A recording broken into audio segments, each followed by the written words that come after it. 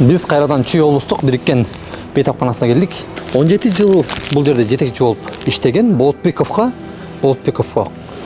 Кубатбекова аттуу айым дайыма больничный ачып турган.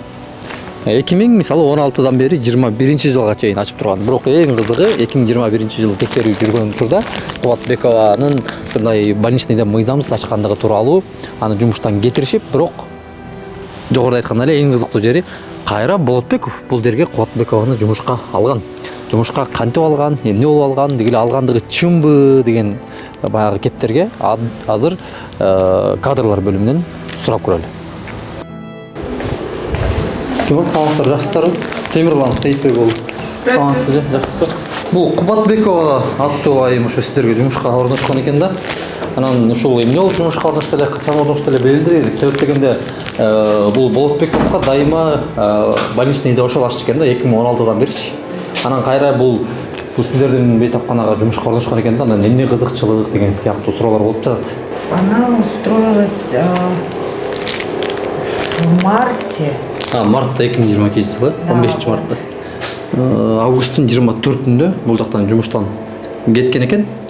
Болотбековдун ден соолугуна байланыштуу өргүүлөрүнүн акыркы эле жылдарын санай турган болсок, төмөндөгүчө 2016 жылы 160 күн өргүүдө, 2017 жылы 22, 2018 жылы 25, 2019 жылы 7, 2020 жылы 16 күн, 2021 жылы 77 болсо, 2022 жылы 123 күн ден соолугуна байланыштуу өргүүдө болгон. Болотбеков минтип 100 күндөп сырколуп жатканда Чүй облустук бейтапканасы астын саз базып, үстү тешилип бүткөн.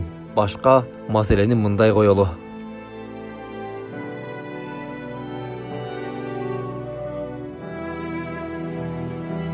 Баса Чүй облустук төрөтканасында ысык суу 8 жылдан бери жок. Башкы дарыгердин айтымында кышында да, жайында да төрөтканадагы айымдар кыйналат. Ошондо муздак суу, Муздак. Достор, эшикте 21-кылым, 22 жыл. Анан дагы эң кызыгы Чүй облусундагы төрөт үйүндө мынакей муздак суу. Ысык суу жок, жайгы иштебей. Ысык суу эмнеге канчадан бери жок? Жайында да жок. Ысык суу жайында жок. Эмнеге? Билбейм ошону. Канча жыл болду?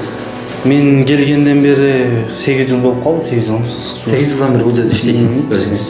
Ошо мен келгенден кийин анан ошо отделение ошо арестуна барып Дордойдон досторума жалдырып баарына бирден ар бир отсекке бирден арестон койдурдук. Ошо өзүм спонсор издеп. Мунусунан да Болотбеков Чүй облустук бейтапканасынын ар бир бөлүмүнөн 5000 сомдон текшерүү келген сайын чогултаары маалым болду. Акча чогултуу боюнча, жана бир башка маселелер боюнча. Эми ал кыскача айтканда болуп жүргөн. Ич жашыштын кереги жок. Мен баягы жаш болуп бир нерседен коруп калам, айтпай коет деген сөз жок. Эми баягы врач калкы мындай көп нерсени жашырып сүйлөйбүз да, чын алганда. Болуп жүргөн прокуратура келет, счетный палата келет, дагы бирөөсү келет. Всё. Сайбире чогулуп, совет ишleri чогулуп. Болду канча суммадан мисалы? Эми ар бир отделение 5000 алып жүрүш. Кыскасы Чүйдүн бейтапканасындагы чириген имараттар менен ириген системага таң калып бүтпөчү дейсиң.